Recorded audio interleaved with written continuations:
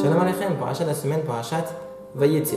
Nous voyons dans la paracha que Yaakov, qui s'apprête à se diriger vers Haran, en chemin se retrouve à l'endroit qui, dans l'avenir, sera le lieu du Beth Amikdash, le Har HaMoriah.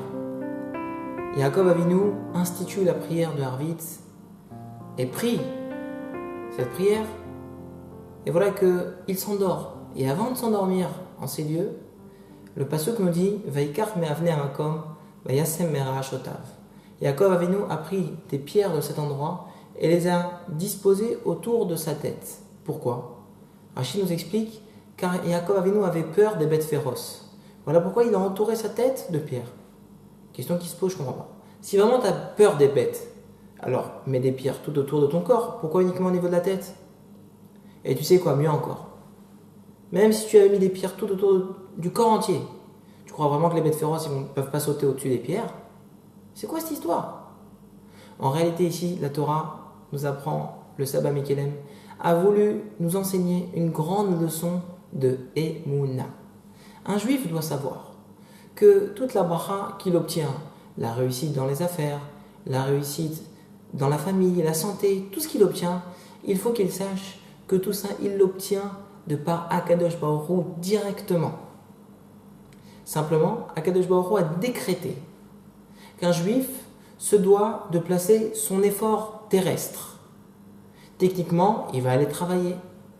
Mais tout juif doit être convaincu que le résultat qu'il obtiendra est totalement déconnecté de l'effort qu'il aura fourni.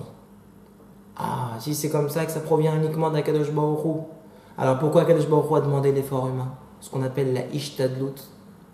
En réalité, justement pour mettre l'homme à l'épreuve. Et à se dire, tiens, peut-être que c'est grâce à moi que j'ai la bracha. C'est parce que finalement j'ai fait 12 ans d'études. Voilà pourquoi j'ai un gros salaire. Peut-être parce que je suis très intelligent. Voilà pourquoi j'ai un grand salaire.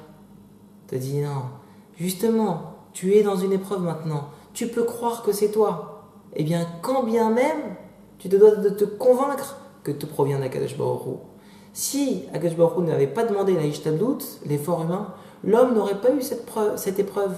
Et donc, il n'aurait pas grandi dans le service d'Akadosh Baruch Hu. Akadosh Baruch Hu attend de nous qu'on grandisse. Et nous a demandé cet effort humain et de nous mettre justement dans cette épreuve à croire que peut-être que c'est nous.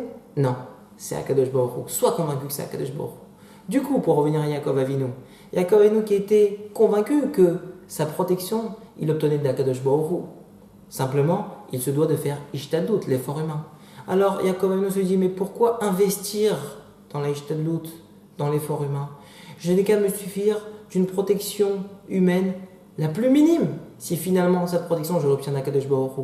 Voilà pourquoi il n'a entouré de pierres qu'une partie de son corps. Et les pierres, comme on l'a dit, ce n'est pas la plus grande protection face aux bêtes féroces. Car il savait que sa protection provenait directement d'Akadosh Baruch Hu.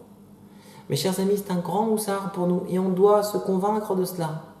La bracha et la parnassa, on a tendance à se dire, tiens, il est cardiologue, il a une bonne situation, il est médecin, il est avocat, il est dentiste. C'est pour ça qu'il a un gros salaire.